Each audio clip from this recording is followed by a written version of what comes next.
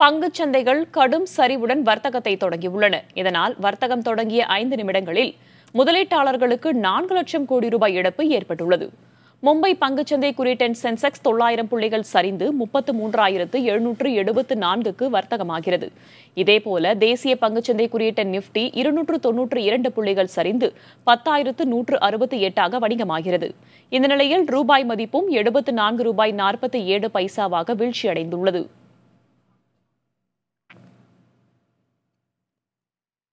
இந்திய பங்குச்சந்தைகள் இன்று கடும் சரிவுடன் வர்த்தகத்தை தொடங்கியிருக்கின்றன. அதற்கான காரணங்கள் குறித்து பங்குச்சந்தை நிபுணர் நாகப்பனிடம் கேட்டலாம்.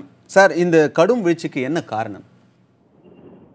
இது இன்று ஒரு வீழ்ச்சி அப்படின்னு நம்ம ஐசோலேட்டடா தனியா பார்க்க முடியாது.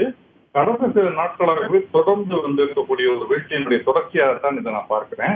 அந்த அடிப்படையில பார்க்கும் பொழுது இதற்கு மிக முக்கியமான காரணங்களாக சென்ற வாரமே நாம் விவாதித்த போது சொன்ன விஷயம், ஒன்று கச்சா எண்ணெயினுடைய விலை தொடர்ந்து அதிகரித்து வருவது, இரண்டாவது அமெரிக்க டாலருடைய மதிப்பு உயர்ந்து வருவது. இதன் காரணமாக நம்முடைய நடப்பு கணக்கு பற்றாக்குறைங்கிறது அதிகரிக்கும் அப்படிங்கிற ஒரு பிரச்சனை இருக்குது.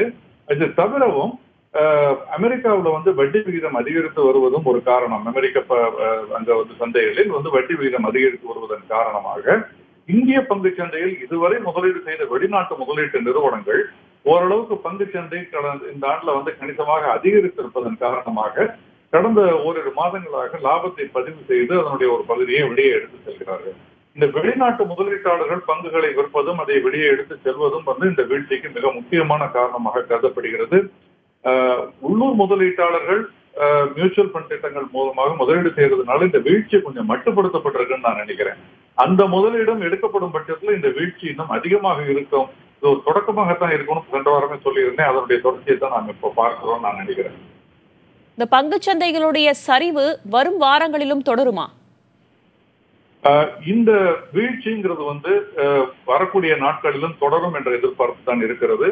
ஆங்காங்கே ஓரிரு நாட்கள் ஒரு சிறிய ஏற்றங்கள் இருந்த போதிலும் ஒரு பரவலாக பார்க்கும் பொழுது பொது நோக்கில் அடுத்த ஓரிரு மாதங்களுக்கு கூட இந்த வீழ்ச்சிங்கிறது தொடர்ந்து இருக்கத்தான் செய்யும்னு நான் நினைக்கிறேன். ஆனால் அதை பொறுத்த வரைக்கும் முதலீட்டாளர்களை பொறுத்த வரைக்கும் நீண்ட கால அடிப்படையில இந்தியாவில் முதலீடு செய்யக்கூடிய முதலீட்டாளர்கள் பெரிய அளவில் பயப்பட தேவையில்லைன்னு நான் நினைக்கிறேன். முதலீட்டாளர்கள் இந்த மாதிரியான சமயத்துல என்னென்ன விஷயங்கள் கவனமா பார்க்க வேண்டியது இருக்கு, எந்த அளவுக்கு பாதுகாப்பா இருக்க வேண்டியது இருக்கு? கடந்த 6 அல்லது 8 மாதங்களாகவே சந்தை ஓரளவுக்கு அதிகமான ஒரு ஓவர் வேல்யூவேஷன் சொல்லுவோம்.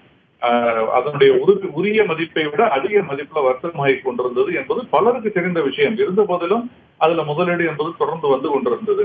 அப்படி நம்ம செய்யக்கூடாது. இந்த மாதிரி ஒரு வீழ்ச்சியின் போது இந்த வீழ்ச்சியில இதை ஒரு வாய்ப்பாக, ஏன்னா இந்தியாங்கிறது தொடர்ந்து இந்திய பொருளாதாரங்கிறது ஒரு வலுவான நிலையில் அடுத்த பல ஆண்டுகள் இருக்க போகிறது. எந்த மாதிரியான ஒரு அரசியல் சூழல் மாறுதல் ஏற்பட்டாலும் கூட அதையும் தாண்டி இந்திய பொருளாதாரங்கிறது வளரப்போகிறது என்பது தெரிந்த விஷயம். அப்படி இருக்கும் பொழுது இந்த மாதிரி ஒரு வீழ்ச்சியை முதலீட்டாளர்கள் பயன்படுத்திக் கொள்ள வேண்டும். சந்தை தொடர்ந்து அதிகரித்துக் கொண்டிருக்கும் பொழுது ஒரு டே ட்ரேடர், தினசரி வர்த்தகர்னு சொல்லுவோம், அவங்களுக்கு தான் அதுல வாய்ப்பளிக்குமே தவிர நீண்ட கால முதலீட்டாளர்களுக்கு இதுல பெரிய வாய்ப்பு இல்லை. கவனமா இருக்கணும், தங்களுடைய பணத்தை முதலீடு செய்யக்கூடாது.